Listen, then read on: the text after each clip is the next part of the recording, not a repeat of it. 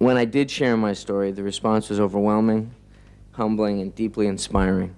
Just 2 minutes ago, news broke that has left millions around the world with tears in their eyes.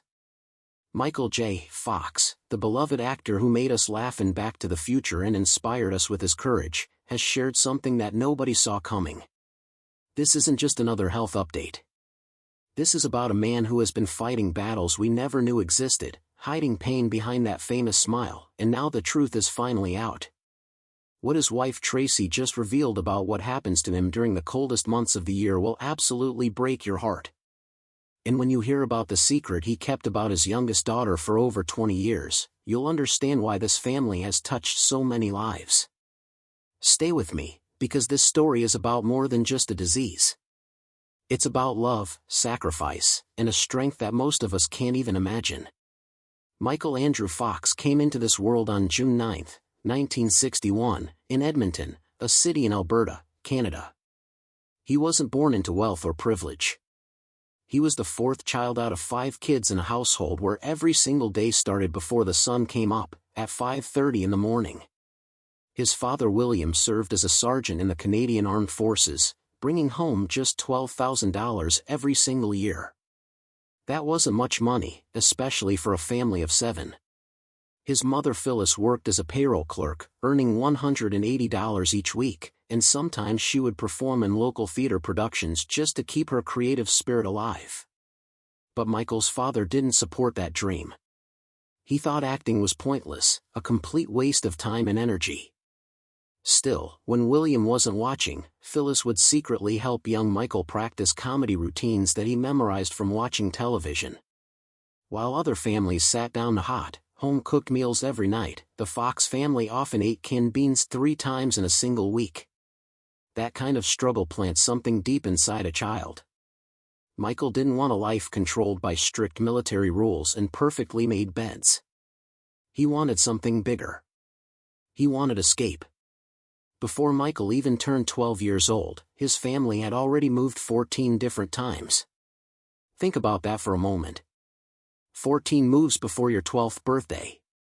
The longest they ever stayed in one single place was just 22 months in a town called Chilliwack. Every few months brought a new school, new classmates, new teachers, and new ways people talked.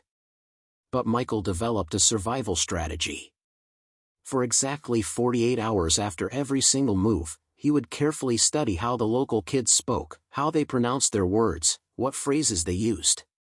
Then he would perfectly copy their accents so he wouldn't stick out like a sore thumb. When the military transferred his family to Newfoundland in 1971, other kids bullied him mercilessly because of his Alberta accent. So he changed the way he talked in record-breaking time. His sister Kelly once shared that Michael kept a personal journal with more than 200 entries, just detailed notes about all the people he had been forced to leave behind with each move. Every single relocation cost the family around $3,000, piling more financial stress onto their already struggling budget. But all that constant change taught Michael something incredibly valuable. He learned that he could become anybody at any time. He could adapt, transform, blend in. This skill would later make him ready for acting roles before he even knew that acting would become his life. When Michael was 10 years old, he stood only 4 feet and 2 inches tall. In Burnaby, where his family was living at the time, being that small created serious problems. He got kicked off junior hockey teams because coaches said his tiny body couldn't handle the rough physical contact of body checks. That rejection crushed him. But then something beautiful happened. He discovered his school's drama club. His teacher, a man named Mr. McRae, gave him a very unusual audition. Michael had to pretend he was filming a dog food commercial and create made-up voices for the performance. What nobody in that room knew was that Michael had been practicing alone in his bedroom for months, standing in front of a cracked mirror, perfecting different characters and voices. During that audition, he created 3 completely different voices and absolutely nailed the performance. He landed a role in a school play and got paid $25, which he carefully hid inside a coffee can that he kept under his bed. For 2 straight years, he never missed a single rehearsal, no matter how many times his family packed up and moved to a new city. Acting became the one place in his life where his height didn't matter at all.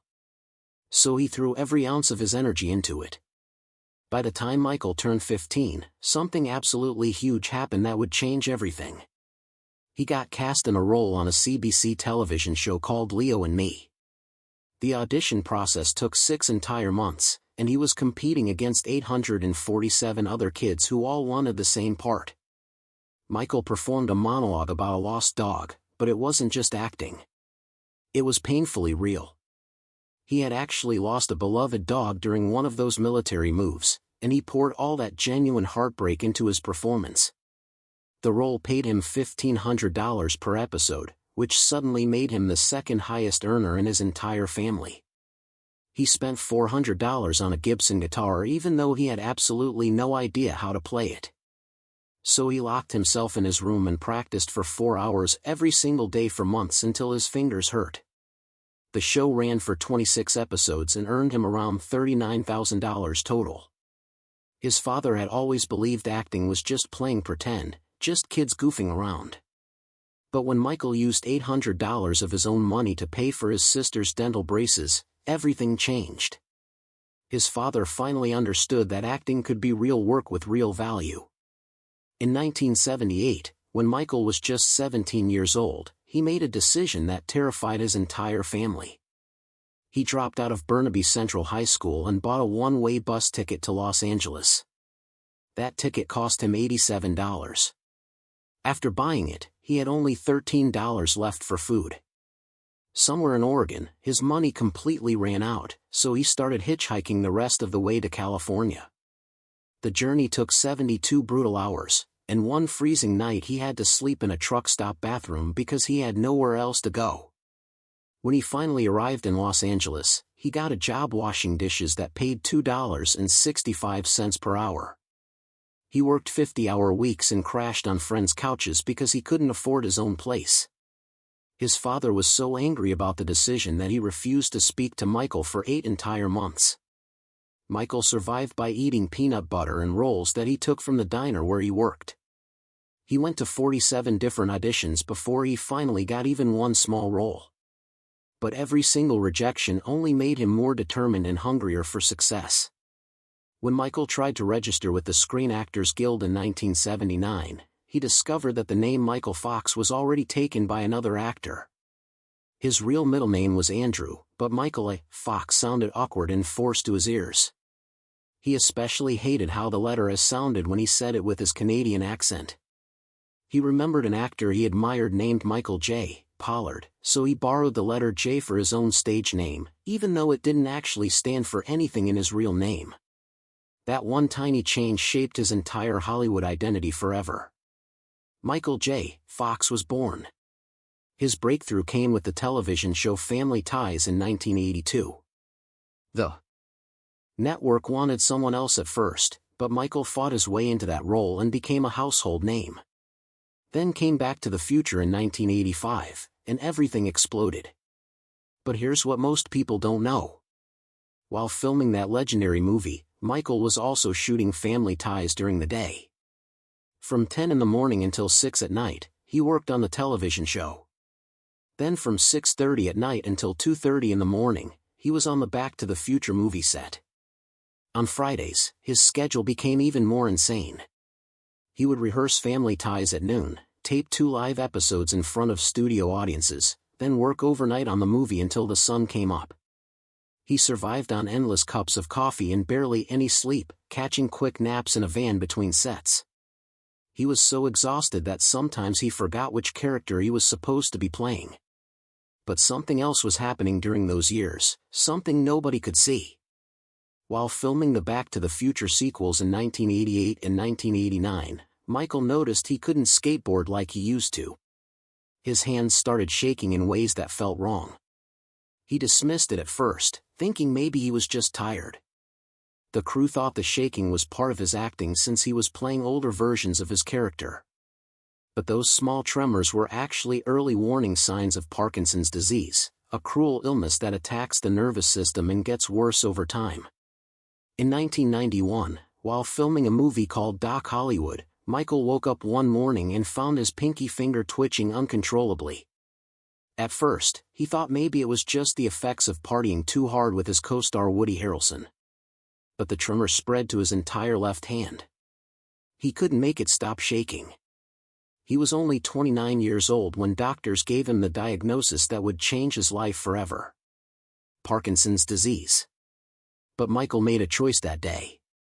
He decided to keep it completely secret. For 7 long years, he told almost nobody. On movie sets, he would keep his hand shoved deep in his pocket during scenes. When the tremors got bad, he would blame it on his character being tired or nervous. It wasn't acting. It was reality. But nobody knew the truth. During all of this, Michael's personal life was also unfolding. He had fallen in love with an actress named Tracy Pollan when they worked together on Family Ties in 1985. They started dating in 1987 while filming another movie together. He proposed to her on December 26, 1987, and they got married in Vermont on July 16, 1988. They tried to have a private, peaceful ceremony, but paparazzi helicopters flew overhead and ruined the intimate moment. Michael called it a security circus.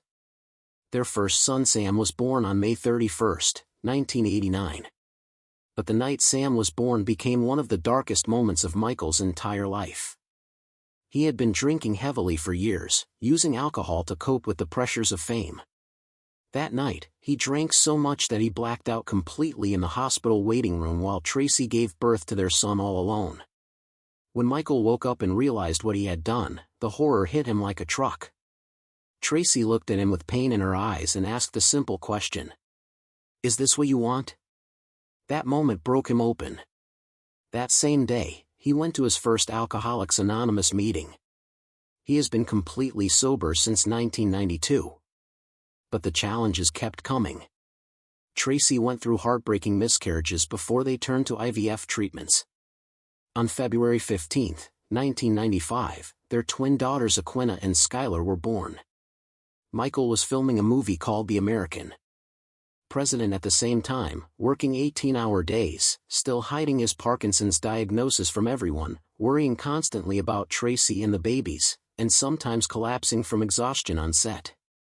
Doctors warned him that he was pushing his body too far, but he kept going because he was desperate not to let anyone discover his secret. Then in 2001, something beautiful happened that Michael and Tracy kept hidden for over 20 years. They adopted a baby girl named Esme from a New York orphanage in complete secrecy. The media didn't know a single thing about it. Michael would actually disguise himself in delivery uniforms just so he could visit the baby without being recognized. The family used fake names and snuck through back doors to keep it private. That secret stayed protected for more than 2 decades.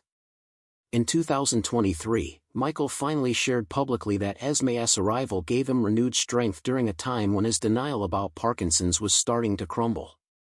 She gave him a powerful reason to keep fighting.